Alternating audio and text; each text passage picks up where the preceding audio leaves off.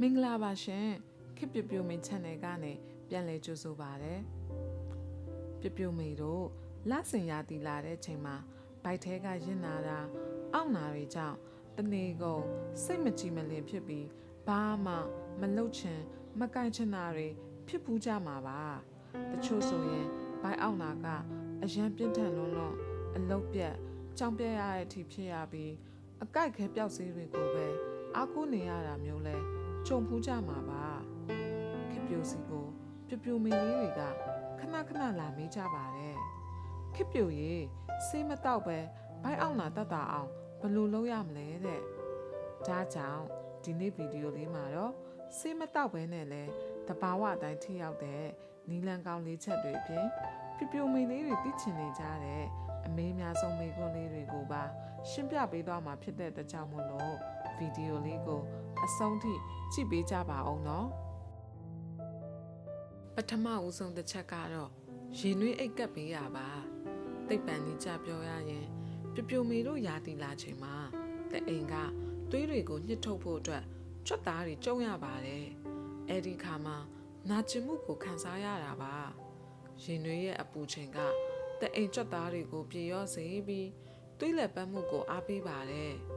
ရင်နှွေးအိတ်ကိုဘိုက်အောက်ပိုင်းမှာ15မိနစ်ကနေမိနစ်20လောက်ကတ်ထားပေးပါတကယ်လို့ရင်နှွေးအိတ်မရှိရင်လဲရင်နှွေးနှွေးလေးနဲ့ရေချိုးပေးခြင်းကလည်းတကိုယ်လုံးကိုပြေရောစေပြီးနာကျင်မှုကိုတတ်တာစေပါတယ်ရှင်ဒုတိယအချက်ကတော့ရင်နှွေးနှွေးလေးတောက်ပေးရပါရာတီလာချိန်မှာခန္ဓာကိုယ်ထဲကရေဓာတ်တွေခန်းချောက်ရင်ဖိုက်ပိုအောင်တတ်ပါတယ်ဒါကြောင့်ရင်နှွေးနှွေးလေးကိုတစ်နေ့လုံးခဏခဏတောက်ပေးပါအထူးသဖြင့်ဂျင်းလက်ဖက်ရည်နွေးနွေးလေးတောက်ပေးရင်နာကျင်မှုကိုဖြစ်စေရဲ့ဟော်မုန်းတွေကိုရောကျစေပါတယ်ရှင်တတိယချက်ကတော့အိပ်ဆက်တဲ့ပုံစံမှာညဘက်အိပ်တဲ့အခါကလေးငယ်လေးတွေ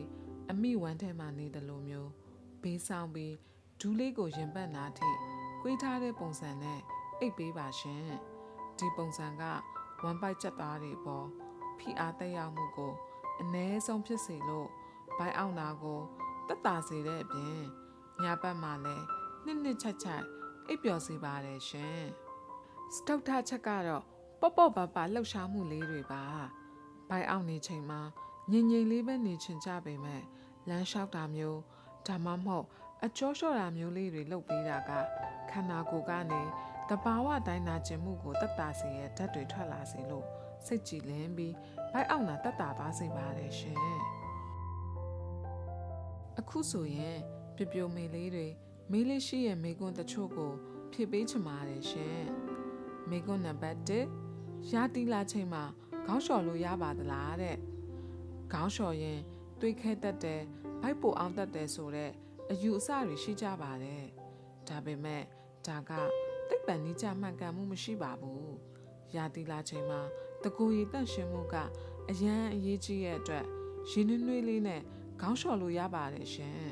ခေါင်းလျှော်ပြီးရင်တော့ချက်ချင်းချအောင်တုပ်ဖို့တော့လိုတယ်လို့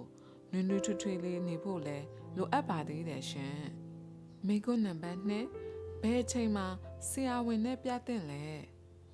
အခုပြောခဲ့တဲ့တဘာဝနီလန်းတွေနဲ့လှုပ်ကြည့်လို့မှလုံးဝမတက်တာဘူးဒါမှမဟုတ်ဘိုက်အောင်နာက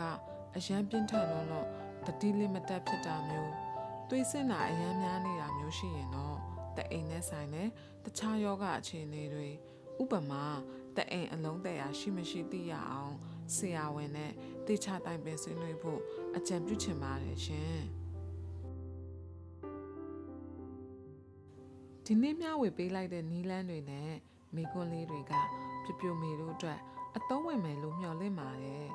ဒီဗီဒီယိုလေးကိုကြိုက်နေတဲ့ရင် like ပေးဖို့နဲ့ပြပြိုမေတို့ရဲ့တငယ်ချင်းတွေစီကိုလည်း share ပေးဖို့မမေ့နဲ့အောင်နော်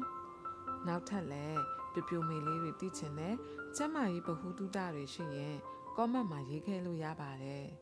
ခေပြပြိုမေ channel လေးကိုလည်း subscribe လုပ်ထားပြီးခေါင်းလောင်းလေးကိုနှိပ်ထားပေးပါအောင်ရှင်အားလုံးပဲကျမပျော်ရွှင်တဲ့နေ့ရက်လေးပိုင်ဆိုင်ကြပါစေ။